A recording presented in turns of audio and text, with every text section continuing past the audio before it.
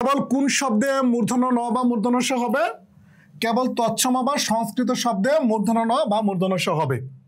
তো এখানে আমরা একটা পয়েন্ট মনে রাখতে পারি না, যেই শব্দে মূর্ধন্য ন কিংবা মূর্ধন্য স থাকবে তাকে আমরা তৎসম শব্দ বলবো। যেমন ধরো এই যে ধরো পরীক্ষায় যদি আসে কারণ, ব্যাকরণ, স্মরণ, ঋণ, ঋষি, বর্ষা, বৃষ্টি, এগুলো কোন ধরনের শব্দ? তৎসম শব্দ।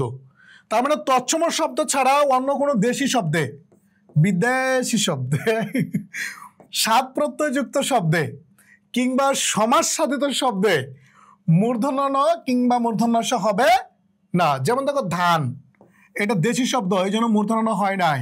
Star, store, station, standard, sticker, stand, এগুলো বিদেশি শব্দ, মানে হলো ইংরেজি শব্দ, এই জন্য এগুলোতে কি হয় না? মূর্ধন্য ন কিংবা মূর্ধন্য স হয় না। সাত প্রত্যয়যুক্ত শব্দে মূর্ধন্য স হবে না, মানে হলো সাত বানান দন্ত স দিয়ে লিখতে হবে। ওকে। দুর্নাম, সর্বনাম, এগুলো হলো সমাস সাধিত শব্দ। সমাস সাধিত শব্দেও মূর্ধন্য ন কিংবা মূর্ধন্য স হবে না। আর নত্যবিধান এবং সত্যবিধান ব্যাকরণের কোথায় আলোচনা করা হয়? ধ্বনি তত্ত্বে আলোচনা করা হবে। নত্য সত্য বিধান ব্যাকরণের কোথায় আলোচনা করা হয়? ধ্বনি তত্ত্বে আলোচনা করা হয়। এছাড়া দেখো ধ্বনিতত্ত্বের আরো কিছু টপিক আছে, আমরা তোমাদেরকে পড়াইছিলাম প্রথম ক্লাসে। ধ্বনিতত্ত্ব হলো ধ্বনি বা বর্ণ নিয়ে কাজ করবে। এই যে তাহলে ধ্বনি বা বর্ণ প্রকরণ ধ্বনিতত্ত্বের আলোচ্য বিষয়। নত্য সত্য বিধান ধ্বনিতত্ত্বের আলোচ্য বিষয়।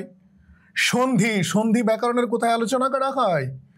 ধ্বনিতত্ত্বে আলোচনা করা হয়। সামারি, মূর্ধন্য ন এবং মূর্ধন্য স কেবল তৎসম শব্দ হবে। তৎসম শব্দ ছাড়া অন্য কোনো দেশি বিদেশি শব্দে মূর্ধন্য ন কিংবা মূর্ধন্য স হবে না। নত্যবিধান এবং সত্যবিধান ব্যাকরণের ধ্বনিতত্ত্বে আলোচিত হবে।